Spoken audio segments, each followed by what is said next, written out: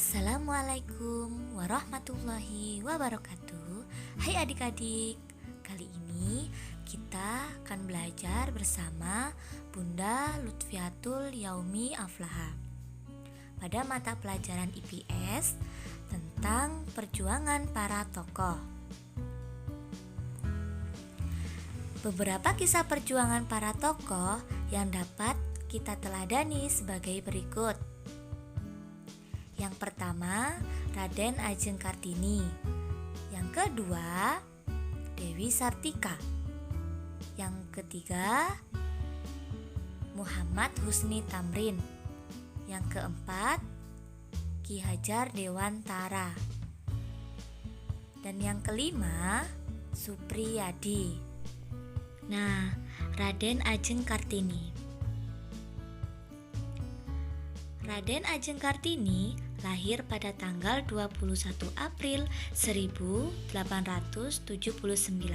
Beliau adalah putri dari Bupati Jepara. Pada masa tersebut, di Jawa terdapat tradisi untuk memingit anak. Anak perempuan tidak diizinkan keluar rumah, termasuk untuk bersekolah sampai tiba waktunya untuk menikah. Kartini sangat menderita karena harus dipingit, namun beliau menemukan semangat dengan cara rajin membaca buku dan berkorespondensi melalui surat dengan banyak orang. Surat-surat Kartini berisi gagasan dan harapan tentang kehidupan perempuan yang lebih maju dan mandiri. Melalui surat-suratnya, Kartini memperjuangkan kesetaraan hak atau emansipasi bagi perempuan. Setelah beliau wafat, surat-suratnya dibukukan dengan judul Habis Gelap, Terbitlah Terang. Nah, sini ada Dewi Sartika. Dewi Sartika lahir di Bandung pada tanggal 4 Desember 1884. Sejak kecil, beliau menunjukkan bakat dan minat dalam bidang pendidikan. Beliau juga gemar bermain menjadi guru dan mengajari anak-anak perempuan sebayanya supaya dapat membaca dan menulis. Perjuangannya tidak berhenti di situ.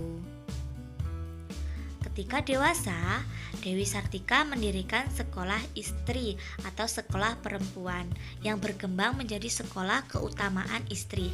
Dewi Sartika sangat berjasa dalam memajukan pendidikan perempuan Indonesia. Muhammad Husni Tamrin. Muhammad Husni Tamrin lahir pada tanggal 16 Februari 1894. Beliau merupakan tokoh yang memilih berjuang lewat jalan politik. Beliau menjadi anggota Volksraad, yaitu Dewan Perwakilan Rakyat Hindia Belanda.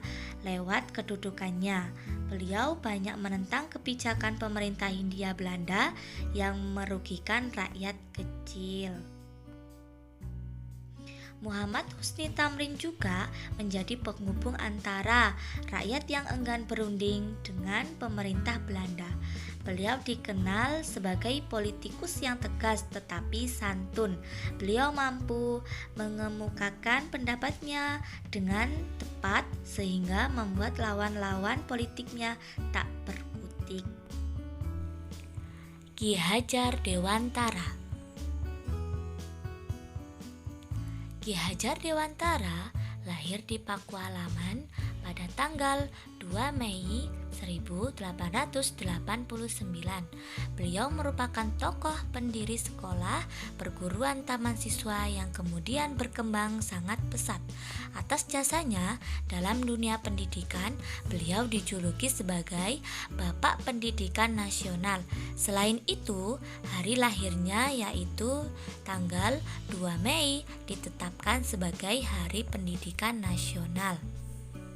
Ki Hajar Dewantara mendirikan Indische Partij bersama Dr. Cipto Mangunkusumo dan Edward Dawes Dekker. Beliau membuat semboyan ing ngarsa Suntulodo ing madya Mangunkarso dan tuturi Handayani yang kita kenal sampai sekarang. Nah, Supriyadi. Supriyadi lahir di Trenggalek, Jawa Timur pada tanggal 13 April 1923. Beliau bergabung dengan PETA atau Pembela Tanah Air dan memperoleh pangkat Sodanco atau Komandan Peleton. Beliau ditugaskan untuk mengawasi pekerjaan Romusa di Blitar. Penderitaan rakyat yang melalui Romusa membuat Supriyadi berniat melakukan pemberontakan terhadap Jepang. Pemberontakan yang dipimpinnya pada tanggal 14 Februari 1945 gagal, tetapi menghasilkan kerugian berat bagi Jepang. Supriyadi dikenal sebagai tokoh yang pemberani. Nah, dari situ penjelasan para tokoh Indonesia. Sekian, terima kasih. Assalamualaikum warahmatullahi wabarakatuh.